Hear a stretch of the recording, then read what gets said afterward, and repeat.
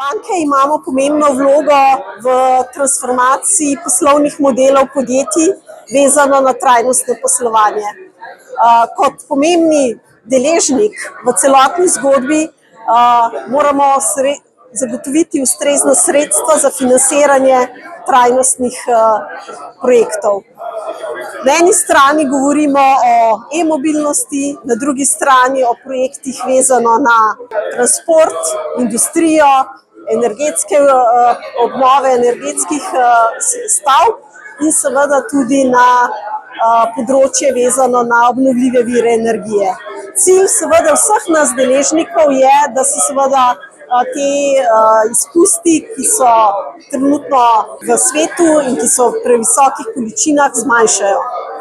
Investicij trenutno v slovenskem prostoru ni dovolj, glede na vso povpraševanje, ki ga imamo in ki bi ga želeli tudi sfinancirati, tako strani bank, kot strani seveda tudi države. Ključno seveda pri energetskih rešitvah pa je, da se te energetske rešitve ustrezno implementirajo in umestijo v prostor. Seveda je tle pomembno, da pri strateških investicijah, kot so nuklearna elektrarna ali večje hidrocentrale, država najde rešitev, da te objekte umesti v prostor in da ta prostor dobi pomen javnega značaja in interesa, kar pomeni, da je potem lahko hitreje investicija speljana. Seveda vse te investicije v energetske objekte so seveda dolgoročnejšega značaja, potrebno je veliko več investicij, tudi doba financiranja je veliko daljša.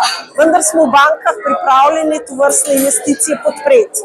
Zato smo oblikovali tudi posebne time, ljudi, eksperte, ki poznajo posamezna področja in bodo znali tudi oceniti, ali je to področje skladno z EU taksonomijo ali katerimi drugimi taksonomijami, ki so pomembni z vidika ocenjevanja naložb in zelenosti naložb. V sami banki pa seveda z vidika ocenjevanja tveganj pri projektih, poleg tega, da razumemo upravičenost projekta, z vidika ekonomske upravičenosti projekta, seveda spremljamo tudi vse te kazalnike, ki so povezane z vplivi takšne investicije na okolje.